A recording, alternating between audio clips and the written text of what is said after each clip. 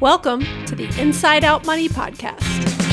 Can't even recognize this place. Too many pieces of our past mistakes. Hi, I'm Maggie, and I believe real change starts from the inside out. So let's work together to improve our money and our lives from the inside out. We will explore all things money and our relationship with it. Join me each week with a rotating set of co-hosts, friends, and interviews. Let's jump in. It's time we going round and round and round and round and round. Hi, everyone. Welcome to Inside Out Money. For those of you who might be new, this is a personal finance podcast focused on redefining wealth from the inside out. I am Maggie, and each week I speak with a rotating set of co-hosts about a different financial topic to help you improve your financial mindset and tactics. And today we've got Liz from Liz Gets Loaded co-hosting, and we're going to talk about all things anxiety and money. Hey, Liz. Hey, Maggie. How you doing? Good. I don't know. That's like a new intro for us. Usually it's just like a, hey, Liz, hey, Maggie, and we jump right in. I think you did a really good job, and I'm excited to talk to you about anxiety and money. You know, I got a lot to say here. I know. You actually start your podcast, which is called Liz Gets Loaded for anyone that wants to look for it, with saying you have two things, right? Mm-hmm. I said, this podcast is about anxiety and money. I have both. I love that, like the way you say that too. And I have both. Yeah. That's kind of it's kind of my brand. Yeah. Being anxious. But you know, I've listened to a lot of your podcasts, and it's not always evident that you have anxiety about money. I think that's really fair. And I actually had someone in my DMs maybe a couple weeks ago who said, hey, I'm a new listener, and it seems like, do you still talk about anxiety? And it was actually like a great thing. It was good and bad. It was good because what I replied back was, I'm actually in a pretty good place lately, and I'm doing really well, and I'm feeling really healthy, but maybe that's not as good for content. Well, what I was also going to say is I think people like you and me who both have anxiety do a pretty good job of presenting at times without it, if that makes sense. Mm-hmm. Like we're good at putting on a happy face and functioning in our life. And you don't always see the anxiety that's like under the surface. Oh, yeah, that's 100% true. Yeah, absolutely. On that note, I recently got a negative review. I guess it's for me too. Let's say we collectively recently got a negative review, and I'm only going to read it because it is actually related to anxiety. It's stuff like when I see a negative review, I get a little anxious. I like feedback for what it's worth. I like getting constructive feedback. I mean, for what it's worth, guys, I actually prefer you to send me an email or send a text to the number. Texts are totally anonymous. I don't know who you are. Comes from some, 10-digit number. But this person left it in a public facing review. That's fine. You do your thing. They're there. Use them how you want. That's fine is code for it's not fine. I mean, people can do what they want.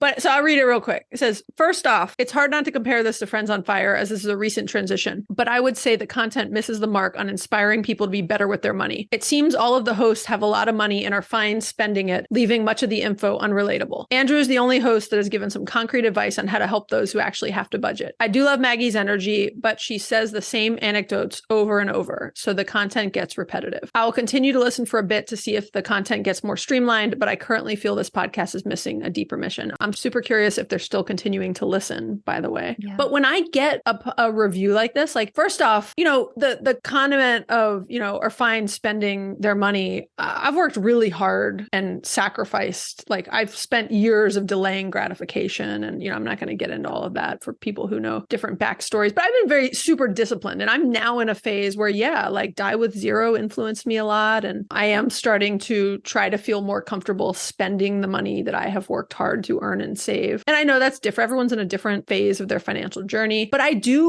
think you and I, Liz, and we talk about it a lot, but I have a lot of anxiety around spending my money. We'll talk about it more in this episode, but I'm super anxious about money still as a person, right? And so it's interesting that it kind of presents as, we're fine spending all of our money. That literally what we're talking about on the podcast is the mindset and psychology around that, and, why why we have it. And so, yeah, there's part of the deeper mission of Inside Out Money was to focus a little bit less on some of the tactics, because we all know the tactics, and to focus more on the psychology of money and our mindset around it, because that is often what is holding many people back from budgeting better or, spending less money or whatever it might be. Yeah, I totally hear you. I saw this too. And I laughed a little bit at the idea of just all the hosts seem fine with spending money, because you might think that based on my high expense review numbers that we talked about in the mid-year spending. But I go back and forth sometimes multiple times a day between being like, Liz, you're fine. Just go live your life and do what makes you happy, and feeling really like I'm comparing myself, like I'm not going to have enough, and falling into a scarcity mindset. I mean, after we recorded that mid-year expenses episode, I kind of spun for a week. I actually recorded like another episode on Liz Gets Loaded about a little bit more of a deep dive about what I spent and how I felt about it. And I had to kind of unpack that a little bit. But I also think you're right in that, I mean, the breadth of personal finance content is very wide, and there's something for everyone, right? And sometimes people want to get really nitty gritty on how to make your, convert your traditional contribution to do a backdoor Roth IRA. And sometimes people want to sit down and think about money and anxiety and different tactics that can help us there, and, to each your own. Yeah. And just to clarify for folks, I mean, the deeper mission of this podcast is not to get super tactical. We will at times, like I know, Liz, you and I are excited. We're going to do an HSA episode soon, maybe our next episode. And we'll get fairly tactical on that probably, but we don't ever get, really, really tactical, because we are talking about these things high level in a verbal conversation. I was going to say for 30 minutes, but let's be realistic, for an hour. Yeah. So is what it is. I also wanted to tie it in because I also heard a good tip. I learned this from Chris Hutchins, actually, who was the first interview a couple weeks ago. It's a good episode. And I really enjoyed meeting him. Not in that episode, but in something else that he produced, he mentioned asking for podcast reviews on your birthday. And so I thought anytime there's like a negative review, I'm always like, oh, it's nice to like pepper in some positive reviews on top of that one, and, push that negative review down in my mind and physically on Apple Podcasts. But this episode will actually release on my birthday. And so I was just going to say, if anyone, I don't think nobody should be spending money on, certainly none of you should be spending money on me, but I don't even like spending. I think there's like the things I want to give at this age and at this point in my life, like the things I want to give my friends for their birthday are like my time and, perhaps going out to dinner or something, but like we don't gift things to each other. Well, I was going to send you like a Prada handbag for your birthday, but instead I just want a review. I'll write a review. I think I already wrote a review. I was going to say, first off, if you've already not left a review, Liz, like we have a different issue to discuss here. I think I did, but I think you did. I'll go make another. I might not have left a written review. I'm sure I gave 5 stars. I'll go make another fake Apple ID and I'll leave you that. You don't need to go to all that trouble. But for everybody else who has a real Apple ID, I would love it. And Liz would love it. And Andrew would love it. And Greg would love it. And Erica would love it. If you would go and leave us a written review on Apple Podcasts. And if you want to leave one on Spotify too, that would be awesome. So on Spotify, you can only leave a star review. But on Apple Podcasts, you can actually leave a written review. We would love a written review if you can take the time. And then I'm totally serious. If you guys ever do have constructive criticism about the podcast or feedback and just how it's going, what you would like to see more or less of, what's helpful, what's not, what's resonating, what's not. I really do like hearing that. And it's not just because it's like a public facing thing, but I can't have a two-way conversation with you on Apple Podcasts. It's totally anonymous. And I would love for you to send a text in, send a voicemail in, send an email in if you're comfortable. And it's super helpful. I love receiving it. I would love for you to reach out and share that. And again, you can send a text message to the number that we share at the end of the episode, which I'll just tell you right now. Also, it's 404-981-3370. Always feel free to send in comments or requests via that number. I reply to everyone. If I don't reply to you, it's a mistake and I've somehow missed it. So send me a nudge and I will reply to you. Also, Maggie, stop listening for a minute. Also, listeners, you could send a text and wish Maggie a happy birthday today. I was going to say, yeah, you could, but then it'd be like I was listening. It's hard to plug my ears with headphones on, We'll just pretend. Okay. So I am sorry. I get how like reviews can feel rattling, and I feel the same way every time it's hard putting yourself out publicly, and it's really vulnerable, especially when you're talking about money. Like people have a lot of opinions about how you spend your money, And Yeah. that can only add, like, even it sometimes can add, sometimes it's helpful. I think sometimes sharing things online, and when someone else says, oh, I do that too, or that's how much money I spend on food, or Yeah. I've made a similar choice, it can feel really good. But sometimes it makes it worse when someone's just Yeah. like, hey, dummy, what are you doing? Well, I should say, I very much appreciate this person was very like respectful in how that was written. Totally. Every now and then you get something that's like rude and snarky, which Yeah. really has not like thankfully happened to us a lot. But I do really appreciate when someone is like well thought out and it's a meaningful that came from a good place. Yes. Not this person. I appreciate, all feedback, but it creates like tying us back to our topic today. It makes me anxious, right? I have like the definition of anxiety. Let's just jump into it, right? Is a natural emotional response to stress or uncertain situations. And I have an emotional response when I, read a bad review. We'll get off that point now, but it can involve feelings of worry, fear, unease. It can be accompanied by physical symptoms like a racing heart, really tense muscles, and some level of anxiety is normal. Excessive or persistent anxiety is considered or can be considered a mental health disorder. And if it interferes with your daily life. I think I want to, we're going to talk about anxiety for the next, 6 hours. So I wanted to just make a distinction too, that everyone has anxious feelings. Sometimes everyone has worries sometimes. And having the difference between that and having an anxiety disorder generally is the extent to which you feel it. And if you experience anxiety to the point that it prevents you from functioning, where it's persistent, even when your concerns are unrealistic, is when you start getting into more of a conversation about mental health. And we're going to talk about both today. We might not be 100% precise. We might talk about those things a little bit interchangeably, and just want to be sensitive and call that out at the beginning. Yeah. And that we are not psychologists. We are not professionals in this space. So, we're doing our best to talk about something that we have both experienced different levels of and had, a mix of probably therapy and meditate. I was going to say meditation, but I meant medication, but both actually. Yeah. And there's even just went with diagnosed anxiety. There's also different levels. There's levels where you're just dealing with it. Yeah. And in different ways. And back to the, me accidentally saying the words meditation versus medication. There's ways where you're just dealing with it with meditation and other things. And there's ways where you are dealing with it with medication, right? There's different levels of that, even within, what is a more diagnosed level of anxiety, or like you said, just where you experience it to the point where it affects your life on a more, daily basis. Yeah. Prevents you from being able to function. Yeah. So within that, as we're talking about the concept of anxiety, worrying about money and having financial anxiety is incredibly common. Money is the number one cause of stress in the US. And I'm sure there's world stats on that too. I'm just specifically quoting a stat I know in the US because I just did this presentation to Emory yesterday. And there is a stat that I've used in a lot of presentations, which is 77% of Americans feel considerable anxiety about finances. And that is a mix of, arguing with loved ones about it, afraid to open their mail, answer the phone over, debt collectors, feeling guilty about spending money, and just feeling worried and anxious about money. So it's incredibly common. Mm-hmm. And it's even more common in certain groups. So it's more common among women. It's more common among young people, and it's more common among people of color, which makes sense when you think about some other forces in the world that might make money harder for those groups. Yeah. I was actually just talking to someone after this presentation, and they were reminding me, they were sharing that they were stressed about something financially. And then they were saying, and that makes me move to retail therapy. And then that makes it worse. And I know that's not helping my financial situation. And I was like, that is an incredibly common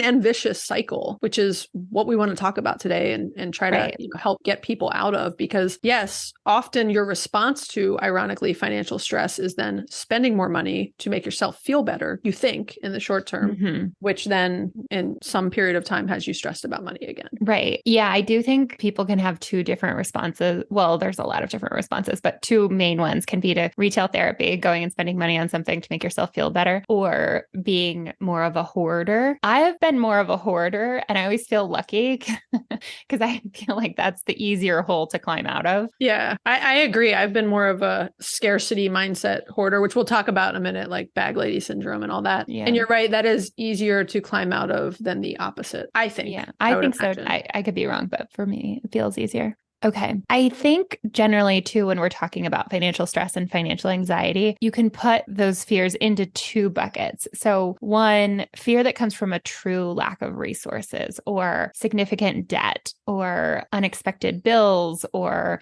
a home that's falling apart, job loss, those kinds of things. Like true financial insecurity. Right, right. And I don't mean like mental insecurity. I mean like you literally are financially insecure and you Right. Some kind of lack of enough. And then the other bucket, I would say, comes from maybe from trauma, from your childhood experiences, or from perfectionism. And I promise I will try not to quote my therapist too much on this podcast. But when I say perfectionism, I think sometimes we think of that as someone who tries really hard to do everything really well. But another way of thinking of perfectionism is someone who's really good at finding what's wrong with other people or within yourself. Yeah, that is an interesting like reframing of that. And they're both real, to be clear, those two buckets, right? Yeah.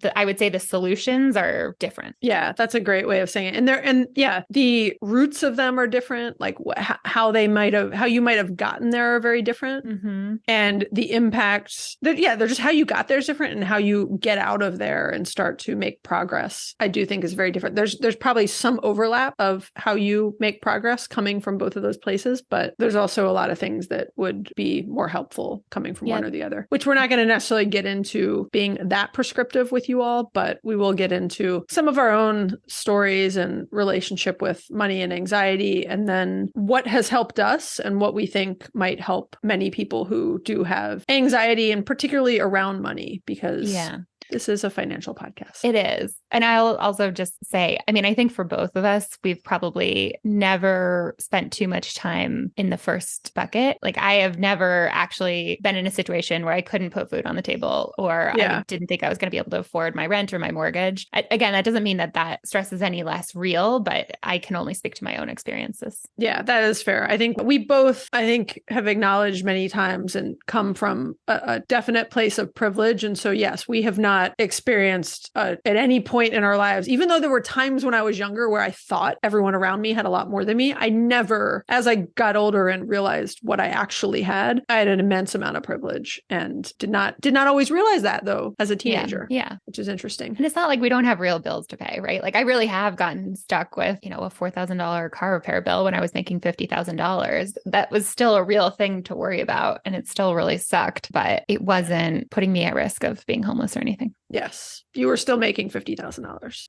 Okay, so Liz, how, for you, I'm curious, how has anxiety presented for you related to your finances and money specifically? Yeah, so I've come a long way in a lot of different respects. But I mean, I used to just lay in bed at night and play out worst case scenarios. I would worry about money so much. And I would think, okay, what if one of the two of us lost our jobs? Okay, what if we both lost our jobs? What would we do? Okay, what if we both lost our jobs and then one of us got sick, or both of us got sick? What if we both lost our jobs and both of us got sick, and then our dog bit someone and we got sued and our whole house foundation crumbled? And I would sort of like work backwards of like, okay, we have an emergency fund. Okay, I could pull money out of my 401k, worst case scenario. And the place I would always land was, okay, neither of our parents would let us become homeless. And that was where I would end up. That is so funny you say that, because I was about to ask you where you landed in all those worst case, because mine always were, I could go live with my mom. I could go get a job at Starbucks, at McDonald's. I could go work anywhere.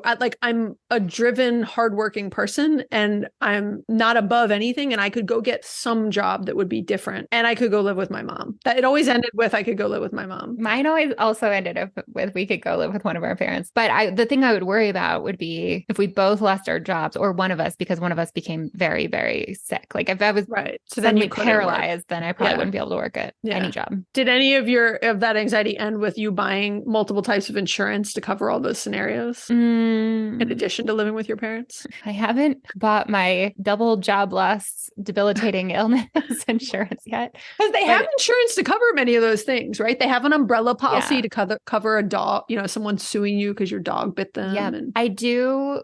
Like I said, I'm in a much better place now. I think my worst case scenarios often end up being, I would have to sell this house and downside. Not that living with my parents is a worst case scenario. They're lovely. It would be fine.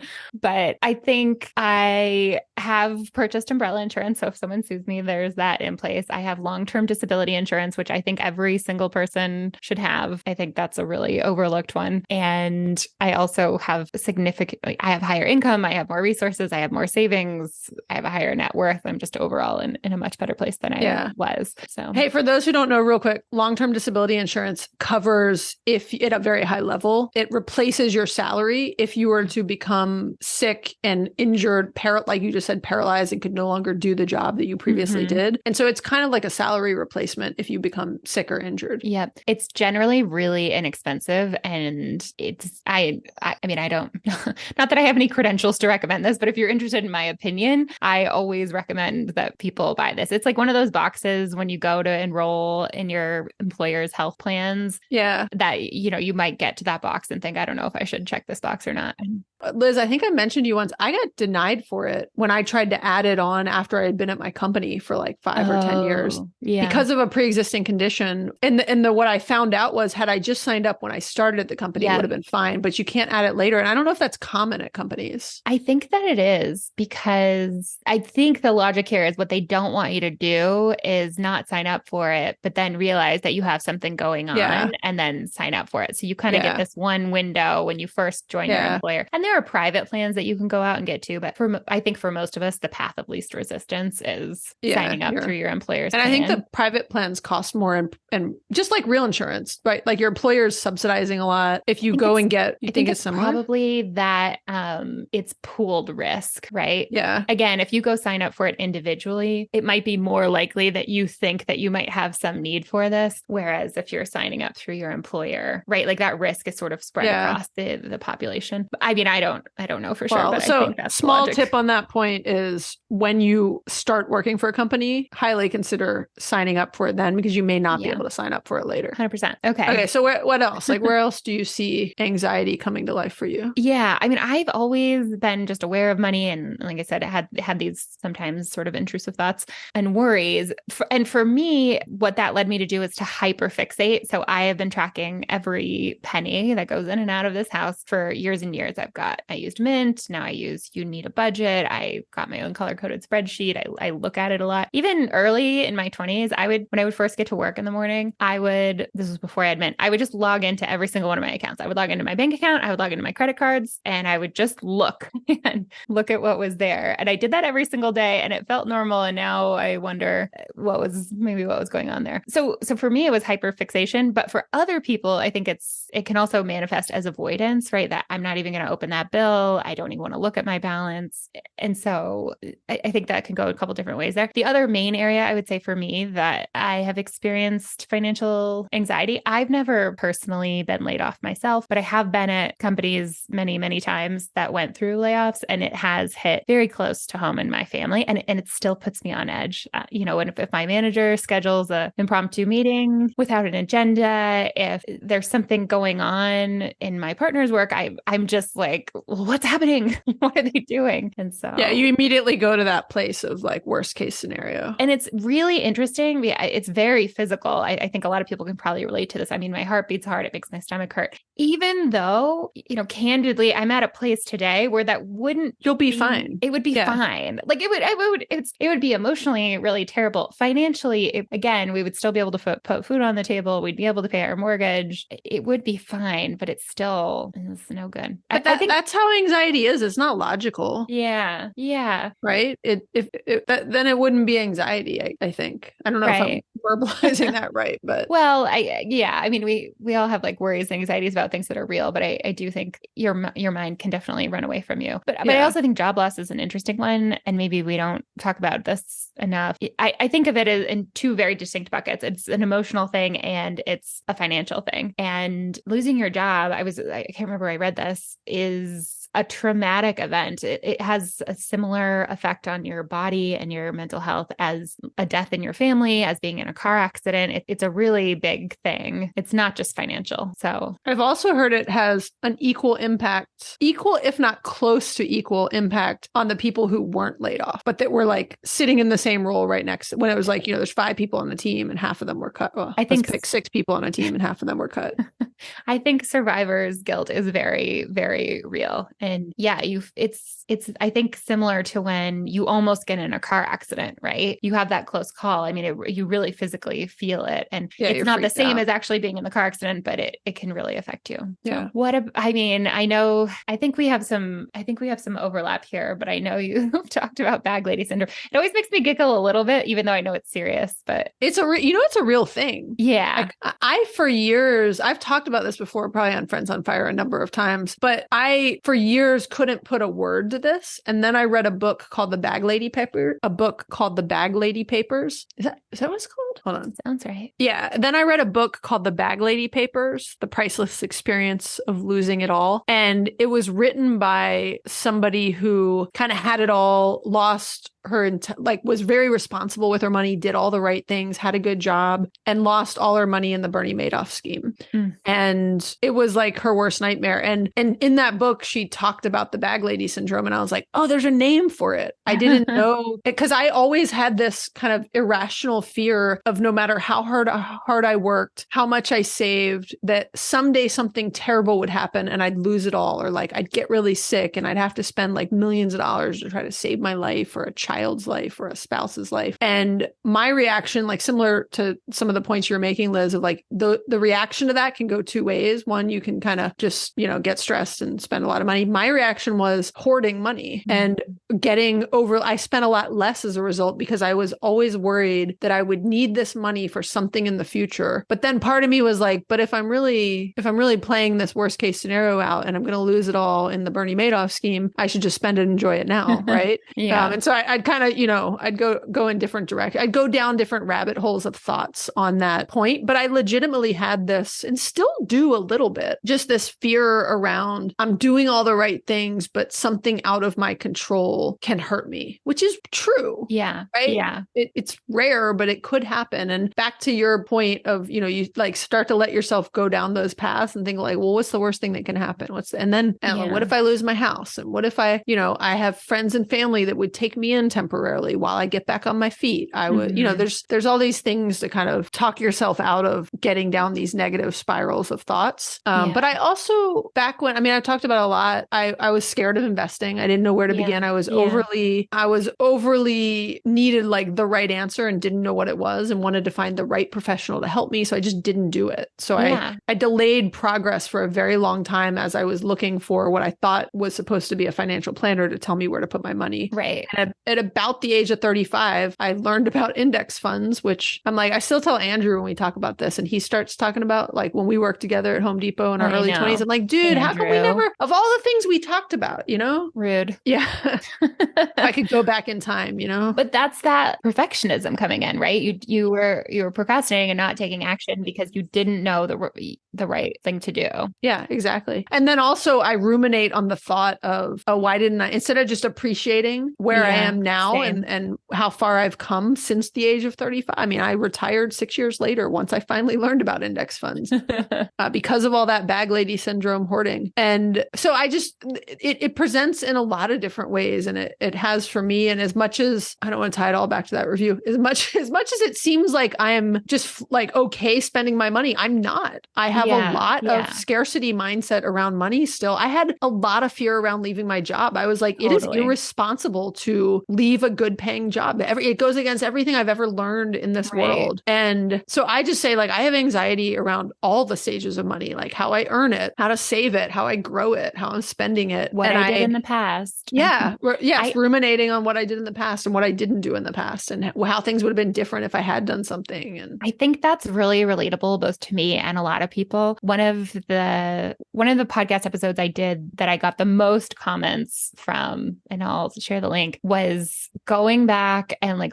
actually looking at what I did in my 20s and sort of giving myself credit and like being more kind. I'm like getting emotional talking about it. I think I had the same thoughts as you, like, oh, why didn't I figure out this sooner? Like, why wasn't I more on top of it? And I looked back and I was like, you know what? 20-year-old Liz was doing her best and she wasn't getting into credit card debt and she was making the best decisions with the resources she had. She didn't make a ton of money. Like, she's fine. You're fine. Yeah. That is very like compassionate, just self-compassion of, you did a lot. You did probably more things right than wrong. And exactly. And I like you did what you did with the knowledge you had. Right. And that's one of the things, that's one of the reasons I am very passionate about this podcast and just having these conversations, because I wish I had listened to more stuff like this in my 20s. Right. And I can't go back and change that, but I can help to spread the good financial word to other people. Right. Yeah. I'm very jealous of people who are growing up. And by growing up, I guess I mean being in their 20s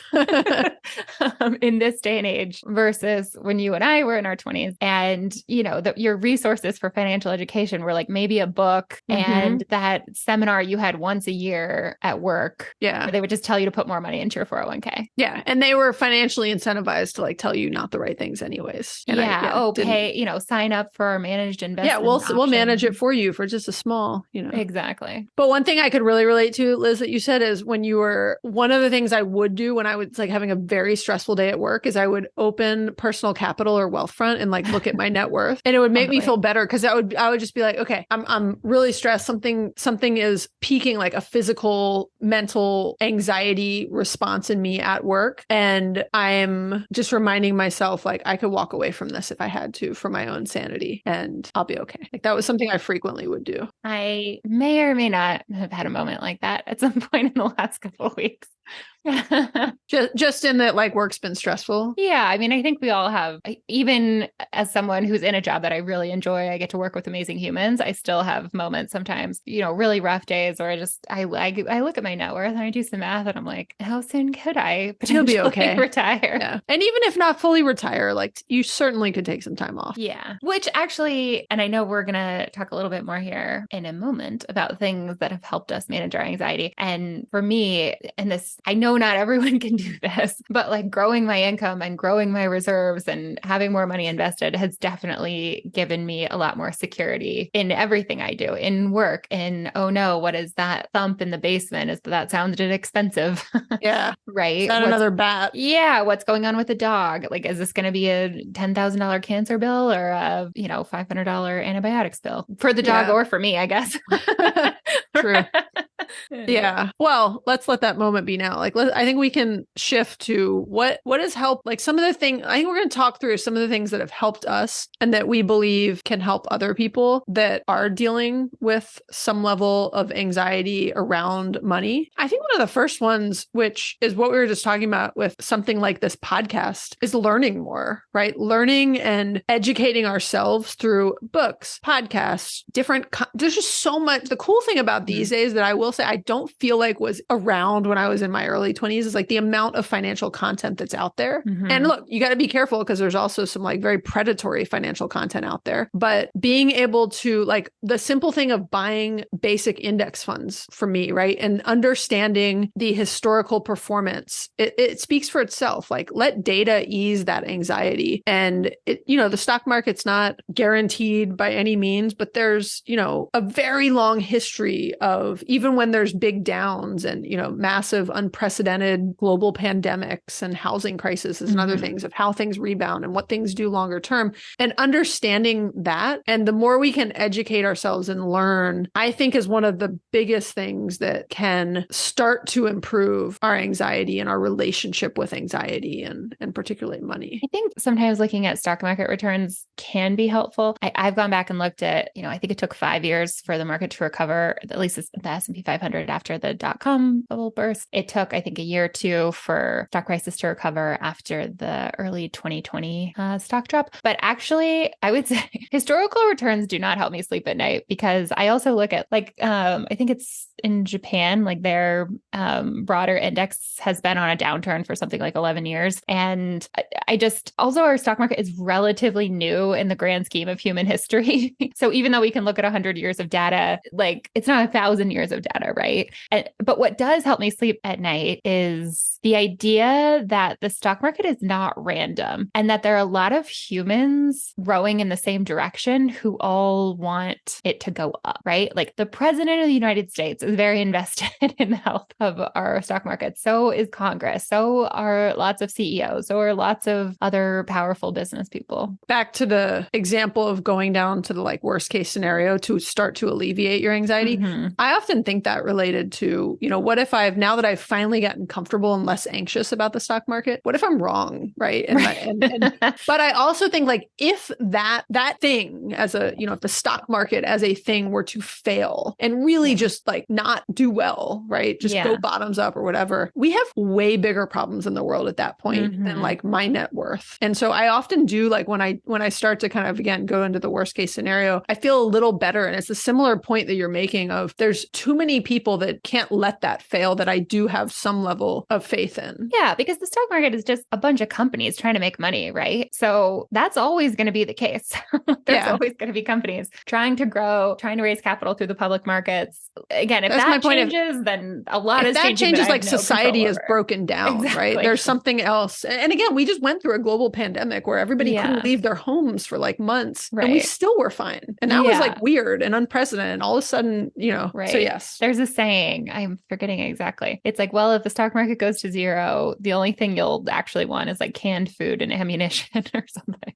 So in any case, the more you learn about how money works, whether it's investing, budgeting, debt, et cetera, the more confident you can feel. And I think if you're listening to this podcast, you probably don't need me to tell you that. But adding podcasts to your feed, following people on Instagram, reading blogs, reading books, whatever way is best to digest that information, the more you know, like the more confident you can be. Because I have this really vivid memory. I was at work and I was just chatting with someone I was friendly at work, and she was telling me about how she had gone to this financial advisor and signed up for this life insurance policy that, oh, it's so great, it's going to grow and you can borrow from it. Like, turns out it's a whole life insurance policy, which is not a good idea. That person big no. Exactly. Like this was probably a terrible idea for her, but I didn't know that. And like, I just thought she knew something I didn't know. Like, I thought financial advisors had this kind of magical knowledge that I could never have if I didn't study and go to school for this. And it made me feel like I was falling behind. And now if someone told me that, I wouldn't say like, well, I don't know what I would say, but I wouldn't have this feeling of, oh, you know something I don't know. I would feel really confident that like, I know enough about money to manage my own money. If you're doing something I don't know about, it's fine. So on the note of whole life insurance, one of the pieces of advice that I would have for people is, and my point about whole life insurance is it's a good example of what not to do, but is do less risky stuff, right? So if you're anxious about things, even if you're not, I'd say do less risky stuff in general, but particularly if you are anxious, stay away from the risky stuff. So like I bought some crypto. I got into I got on the crypto bus. My brother kind of pushed me onto it. I've lost a lot of money in crypto, and that's not the point of it, but it was an anxious ride. Like, it was like, oh, I'm feeling better about this, but I should feel good about index funds and I should be okay with that and not feel like I have to try some new thing. And I put, I was gonna say I put like whole life and crypto into the same category, but they're in very different categories. But crypto, individual stocks, there's a bunch of other, I just got some pitch about, someone that wanted to come on the podcast that does options trading. And like, I'm not saying there aren't people who make money on all of these things. There are, but they're not the average person that's not doing it like professionally and full time and, very well trained and educated on it. And they're not the anxious person. Like, they're not for someone who isn't a, full-time professional, non-anxious about money. And it is the equivalent to gambling in many ways. Yeah, I hear you on that. I have some friends who have taken much bigger financial risks, taken some big swings, and it's paid off for them. And sometimes I feel a little regret, like, oh, maybe I should be like that. But I also know that it's not worth losing sleep over it. And well, it's not worth for me, it's not worth the emotional ups and downs. So I'm glad I did crypto. I actually still own it because I'm hanging on to like some hope that it's going to turn around. And at this point, I've kind of like written it off as a loss mentally. But I just know myself. And Andrew talks about about this with index funds, right? It's just easy. You just set it Yeah. and you forget it. And dollar cost averaging in index funds, it is one of the best financial like lowest anxiety financial moves you can make. Yeah, I ended up with, so I sold a house like years and years and years ago and ended up with a low six-figure sum that I needed to figure out what to do with. It's actually one of the ways I sort of stumbled into nerding out about money on the whole. Oh, that's funny. Was Googling like, what should I do with X dollars? And so I spent, I was literally like, how should I invest this money? And the Google results were like, maybe you should buy a laundromat. Like, maybe you should. What a random Google response to that. I mean, just all kinds of things. And so I eventually, after a long time of hemming and hawing and clutching my proverbial pearls, I ended up investing it into a mutual fund with Vanguard. And a couple weeks later, just the stock market had this huge drop and I was so nervous and I definitely lost sleep over it. And I wish I had just put money in a little bit at a time, which is what dollar cost averaging is. If you're not familiar, it's a sort of fancy term that just means if you've got a big lump sum of money, you can either invest it all at the same time, or you can say, I'm going to do this in $500 or $1,000 or $5,000 a month until I have put it all in. Yeah. And it just helps you spread out your risk because some months it's going to be up, some months it's going to be down. And over time, you will have bought in on this average price over however long. Yeah. You can listen to Andrew and I explain that. Really, Andrew explained that in episode 3 of Inside Out Money, which is how to invest the boring yet productive way, which is dollar cost averaging in index funds. It's kind of fun to have like a bigger backlog now of Inside Out Money episodes where we can reference, usually I'm like referencing old Friends on Fire episodes, but now we can start to reference Inside Out Money episodes too. I love that. I'm going to start referencing this episode. And if you want to know more about that, Yeah. listen to this episode. Okay. So I think another one is actually related to what the story you just told about your house and selling it is just time and experience. Like I think both of us have become less anxious, and I have to mix in the word fear too. Like I did a whole talk at Camp FI about fear, and to me, fear is all anxiety, right? They're like one and the same in many ways, or they're cousins or something like that. And just having the older I get and the more wisdom and experience and just time literally in the market, experiencing those returns and seeing the ups and downs also saying, the market was really up 2 weeks ago and now it's down some. You're like, that's okay. I've seen it go up and down now 20 times and I'm confident it will eventually go back up. And I think that is a huge thing that will alleviate your anxiety. So if you're younger and you haven't had as much experience buying into the market and other things, and or you're just younger in life, just knowing that this will get better over time. I know it's easier for me to say that to you. If I had said that to, my 20, 30-year-old self, I'm not sure how I would have received it. Yeah. I know from talking to teenagers that it does not get received. You have to just experience it yourself, but the time and experience will help. Yeah, absolutely. I mean, having lived through the drop of 2020, I think that was a really bad one. I wasn't really invested enough in 2008 for it to have registered with me a lot. I had friends who were more impacted, who made more money than I did, who were like, oh, my 401k balance. And I was like, I don't even know how to look at that, luckily. But having lived through 2020 makes the ups and downs more recently feel a lot more manageable. Yeah, I think that's true. Another thing that has changed for me a lot over time is I've just increased my income a lot. And I know that's simple, not easy.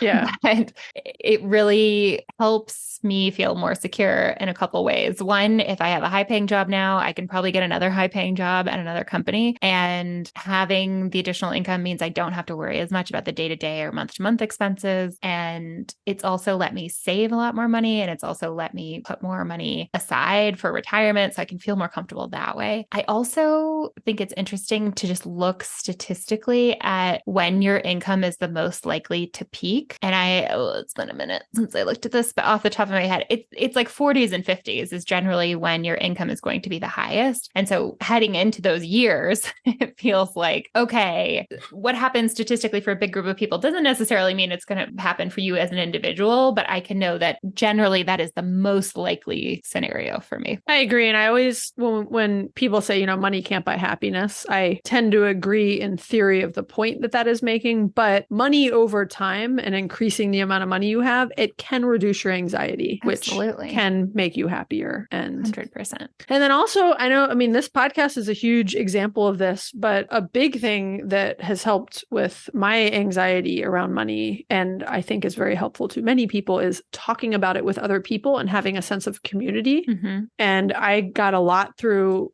starting and having the podcast Friends on Fire and talking to Mike, and it opening up the conversation of being able to talk to so many other people, meeting people like you, Liz, Mm-hmm. and talking to other people on this podcast, but just in the community, the Camp Fi community, the FinCon community, the Instagram, a lot of other financial content creators. It's really powerful. I think it's some advanced level stuff to be able to talk in real life to humans about money, but starting online can be a really great place to start. I've loved following some anonymous Instagram accounts who post all of their income and spending. And especially when I can find someone who's maybe in a similar situation to me, right? Oh, that's another woman who's in a double income, no kids Dink. household. Yeah, dink. They have a similar income to me. Maybe they have a similar net worth to me. Like those can be great places to start. I agree. And so speaking of starting, man, we're like just lobbing up segues for these. You gotta like have a plan, right? Having some sort of a plan and knowing what you want your goals to be, tracking your spending, tracking things, I think, and having a plan associated with that, I think can often reduce a lot of anxiety. Totally agree. And I think having a plan is one of those things that can hit on both of the buckets of financial fears, both the ones that come from a true lack of resources and the ones that may come from some other place of sitting down, whatever situation you're in, sitting down, writing out what's all my income, what are all my expenses, what are all my debts, what are all my financial goals, and having a plan that you can look at, I think is good for a number of reasons. One of which can be when something comes up and you get knocked off track, you can come back to your plan and say, okay, how does this need to adjust? So I, at the beginning of the year, write out a whole plan for the rest of the year. And then if something comes up, I've had some expensive months, right? Oh, a car repair, a home repair, a vacation. All of a sudden this month looks totally bananas, but I can then look at, okay, what's going on for the whole year? Am I actually off track? Is this actually fine? And just being able to look at all the information is really helpful. I think back to what I did when I finally left work and when Greg and I finally made the decision to early retire. And we used this sheet that I made. It was inspired by Mike's book. He talks about an end of life planning sheet. And I was always on him. I'm like, can you create one? Like you talk about it, but can we like make one? And he never did, but I finally just made my own. And I think I called it a life planning sheet because end of life planning sheet's kind of depressing. It just fuels my anxiety even more. Yeah. And I actually finally made one and like put it on Etsy right when I launched Inside Out Money. So it's on there for $3. Oh, cool. Or as usual, if you just want it, send me an email. And if it's stressful to pay $3, I will just email it to you for free. But I use that sheet, and I've actually started using it with a couple of coaching clients too, where it's really helpful to map that out. And that was what I mapped out. I had listed my goals. I had listed some kind of commitments to myself of like, I'm going to try this part-time. And if it's not working for me after this period of time, I'm going to either reduce down to even less time or I'm going to quit. And in that, I also mapped out like what's happening financially over these years. Mm-hmm. And you could do that on a monthly basis, depending on kind of what you're trying to plan, how far you're trying to plan into the future. But it was incredibly helpful for me to get that like written out and on paper. And I think that was one of the final steps that finally got Greg and I comfortable with taking the plunge. That's amazing. This spreadsheet, this one spreadsheet, I want this one magical spreadsheet. That sounds like this it's one only weird $3 trick. on Etsy, That's a real sales pitch, Maggie. Yeah, there you go. I'm curious. You don't have to answer this if you don't want to, but when you were getting ready to leave work and retire, did you talk to your therapist? Like, were you using a therapist? I wasn't using a therapist at the time. No, I had talked to them when I've kind of, been in and out of therapy over the years, and usually with like the same person. Mm-hmm. But I'll just sort of like feel like I need some sessions and then not go for a year or whatever. I wasn't in therapy at the time. And so no, but I had previously talked to my therapist about it. At a high level, level, but it's like a lot of things, I had once tried to talk to a financial planner about it. And like, they don't fully understand. A lot of people don't understand the concept of it. Yeah, I actually think that there's a big gap in the financial services space in that there are like financial planners who are generally advising you on how you should place your investments and maybe some things sort of around sort of like tax optimization and things like that. And then there's this kind of wild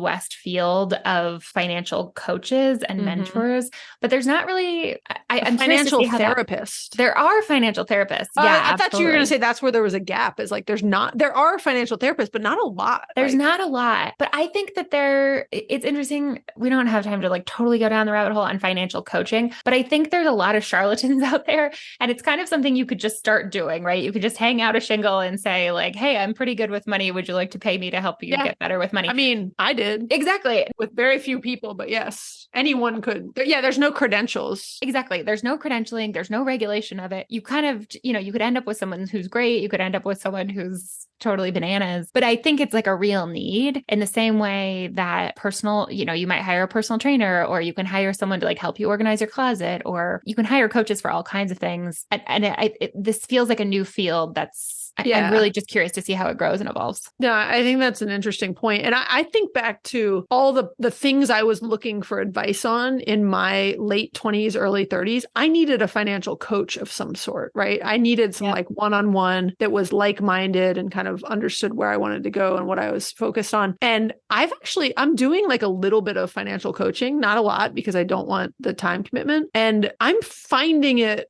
first off, I'm enjoying it, which was one of my experiments of like, do I like it? Because if I don't want to do it. And I'm finding it is really helpful to the other person. And when you look at like the amount of like to just be able to pay someone hourly, it was hard. I looked in my 20s and 30s and there were like these big packages that were thousands of dollars. But like, no, to be able to just pay someone a couple $100 to talk for a few hours is really attractive and can kind of, but like you said, highly unregulated, highly, I don't even know how we got on this topic now that I think about it.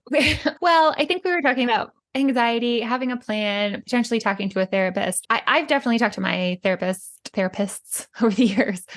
I would say most of what we talk about is work, and a lot of that is like related to money. And I've definitely gotten some tough love of like, we got to figure out why you're worried about money still. Like there's literally no objective reason that you should be worried about it at this point. And I think having a financial coach, I think for a lot of people could be really helpful in just wrapping their arms around a plan. Yeah, I think you're right. And even so, we'll talk about comparing yourself to others in like good and bad ways, because that's one of the ways to do it. But they can help with they and like the Instagram community and, examples you've talked about where other people are sharing their expenses or their income and different things. They can help with, hey, is the amount of money I have in my 401k at this age good? Like, yeah, it is. And here's why, because this amount, if you don't touch it ever again, by the time you retire is going to grow to this much, and like just some kind of quick and simple modeling that you could do yourself, but sometimes you need a little help to walk you through these scenarios. And like you said, when you're feeling anxious about money, you had a therapist who wasn't even financially focused telling you shouldn't be worried about this. Like you're financially secure. Right. And so let's like rationally talk through, why are you worried about this stuff when you have enough money to not be worried about it? Well, you touched on the idea of kind of looking around and, how much is normal to have in your 401k. I love those posts that are like, here's the average balance of a 401k. And I always look at it and I'm like, yes, I'm way ahead. Even though I question them sometimes because I have 401k sort of sprinkled across previous employers. And so I wonder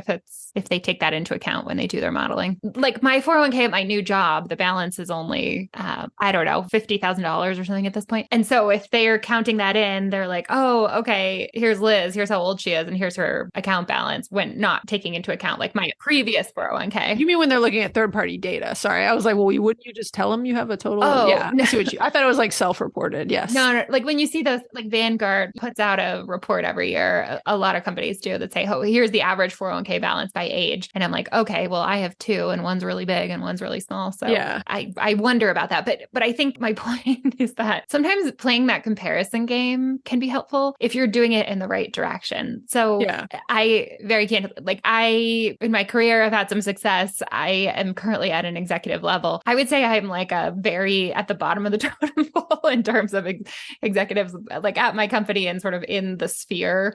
But like my peers are all these people who generally make a lot of money and sometimes spend a lot of money. money, right? Yeah. And so when I compare myself to them, sometimes I feel behind, or I feel like, oh, I wish I had a vacation house and wherever. Yeah. But when I compare myself to, the best comparison is when I compare myself to myself 10 years ago. Yeah. Or when I start thinking, okay, how am I doing compared to the average American? Or how am I doing compared to, you know, someone who's experiencing a lot less luck than I am? It gives me some peace. Well, that is a very Buddhist approach to how to be happy, is to focus on, I mean, it's glass half full versus half empty, right? It's to focus on all you have versus other people, and not in like a looking down upon people way, but in I always use this example of, you know, you can look at someone else's house and think, oh, you can go by this really nice house and think, oh God, that person has such a nice house. My house is half the size of that. And like theirs has all this curb appeal and really fancy, nicer car and a pool or whatever. And think like, oh, I wish I had that. Or you can think like, oh, you can like drive by not just a homeless person, but someone in an apartment or someone who doesn't have like a yard that they, you know, can play in. And think like, I'm incredibly thankful. And I do think this way, which is one of the ways I've always been able to not inflate my lifestyle and other things. Like I'm just incredibly happy and thankful to like have a house that I can afford to live in a good neighborhood with a yard my kids can play in when they want to, and that's generally safe, and that, you know, I like the community I live in, and I'm like incredibly thankful for that. So when I see a bigger house, I try to remind myself like I have so much to be thankful for, and I have so much more than the average person, and yes, I've worked hard for it, and, you know, blah blah blah, but I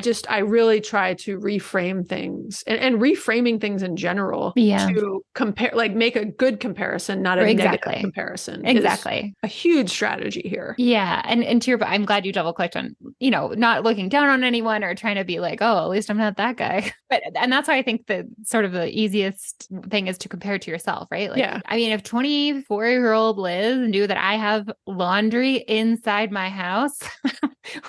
You mean a washing machine? Yeah, exactly. She'd be When you say laundry, I just think of dirty clothes. So. Oh, no. But you can do your own laundry at home. Yeah. Like I don't have to use quarters to do laundry anymore. Like this is truly luxury living. Another thing that kind of naturally comes up when you start thinking about yourself and comparing yourself to people who are less fortunate is the idea of charitable giving and what can you do to be helping other people. And I find nothing in the world makes me feel richer than giving money away. And it doesn't have to be a huge amount of money, but giving money, whether it's giving a couple bucks to the person on the corner with a sign, making a charitable donation, making a donation when someone's running a 5K and trying to raise money, it just gives me such a mental boost, and it really pulls me out of that scarcity mindset. Yeah, I agree. I mean, it's very related to what we were just talking about in the comparison, because you all of a sudden are reminded about how much you have, and how much with what comes with how much you have is how much you are able to give, and that you do have, like you can give some away and still be okay. And you can be generous and help others and you're going to be okay. And it reminds you, like you said, it gets you out of that scarcity mindset, which is scarcity mindset is an anxiety fueled state or position to be in. It puts you back in that idea of like wanting to hoard and really have a super closed fist around your money. And there's just something about it though, that it's, I think we all have a tendency to focus on how can I get paid more? How can I invest to grow my money? How can I spend less? Like there's such a focus on growing what you have. It can feel like a one-way street, right? Like I want more money coming into my life and less going out. And the idea of just giving money away for nothing that benefits you in no way, except it makes you feel good, of course. It's, I don't know, it somehow just like turns everything on its head in my mind. It's funny. I was just Googling why this is the case. Like, why does giving to others make us feel better? I don't know. And so I didn't really know or couldn't verbalize it, but like a couple things. It actually releases feel-good chemicals like dopamine and endorphin. So there's like an actual physical response from it. So any act of generosity releases neurotransmitters like dopamine and endorphins.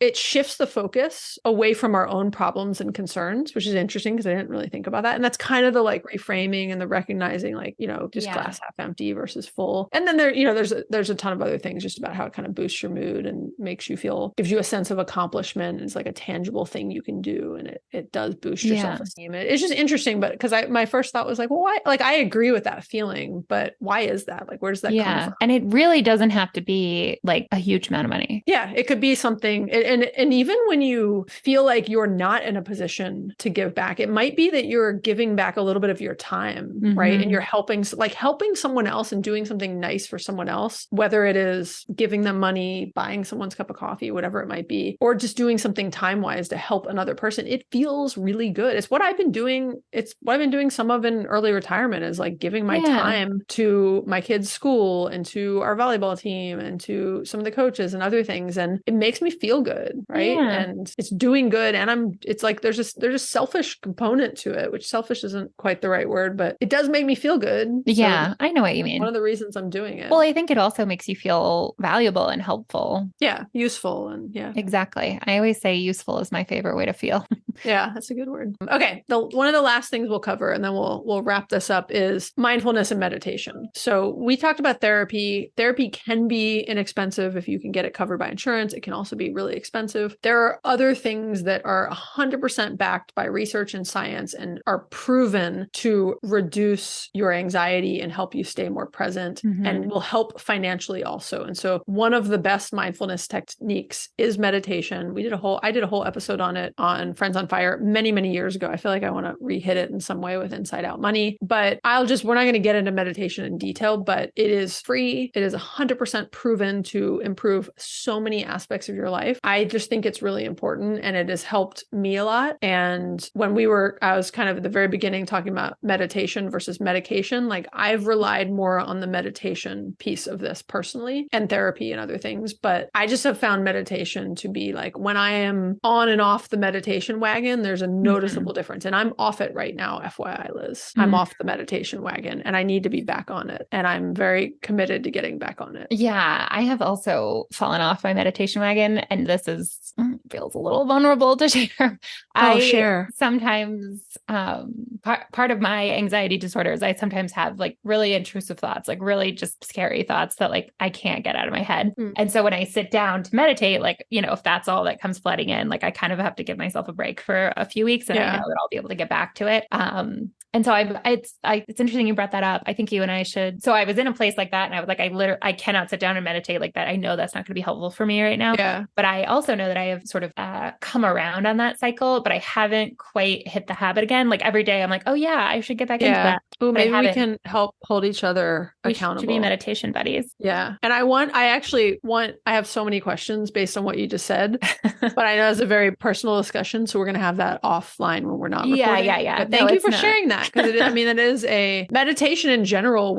For those who haven't done it, it is very normal that when you sit down, especially in the beginning to meditate, your mind is racing with whatever's happening in your life is just like throwing up in your brain. Right. You're not supposed to, you can't just magically sit quietly in the beginning. It takes, months and years of honing that skill. And it is normal that you have what they call monkey brain, and like your mind is just all over the place, and everyone's, presents differently to your point, Liz. I know. Maybe that's why I've been putting it off, because I know I'm just going to sit down and go like full monkey brain. Yeah. But you got to kind of push through that for the first. They say the time when you need meditation the most is when you don't have time for it or when you're putting it off. Yeah. What's that saying? Like everyone should meditate for 20 minutes every day, unless you're very busy, and then you should do an hour. All right. Well, I feel like we have shared a lot. And I don't know about you, Maggie, but one of my favorite things is after I post a podcast episode, when it can sometimes feel like a one-way conversation, or in our case, a two-way conversation. I know folks can share their own thoughts on anxiety or tips that have helped you. Maybe we could share it out on the Instagram if people want to send in a DM or use the phone number, which is 404-981-3370. Yeah. But I think, again, people who are listening to this kind of podcast are probably already ahead of the game, right? They know what this is, and we're all working on it together. Thank you. I hope us sharing some of our own stories and being a bit vulnerable today has helped you to think about perhaps your relationship with money in general, and if you also have anxiety. So we appreciate you guys joining us. And, we already talked about reviews at the beginning. We don't need to talk about it again. We just gave you our phone number. We probably don't need to share it again, but it's 404-981-3370. You can always send us a message about this episode, about something you want to hear about in the future. We we really do love to hear your thoughts. We like to get questions. We answer all of them. When something comes in and it's like specifically for Andrew or for Liz or someone, like I route it to them. So don't worry, it gets to the right place. And yeah. Thanks for listening. If you know someone who you think would enjoy this episode, share it with them. And otherwise, we'll catch you next week. Yeah. And honestly, the sharing it with them might open up the conversation of like, hey, like this can start to be some of my community. And like, even you sharing that thing about meditation, it makes me think like, oh, we can start to be each other's accountability partners. That would be great. Help each other stick with meditate. Kind of like Off the Couch August. Maybe we need like meditation September or something. Oh, I love meditation September. Yeah, let's do it. We need a better like wording of we can make a funner name of it perhaps. Sit with your thoughts September. Yeah. Seditate September. Just sitting September. Yeah, you're better with the names. Okay, well, thank you guys for listening, and bye, Liz. Bye, Maggie. We go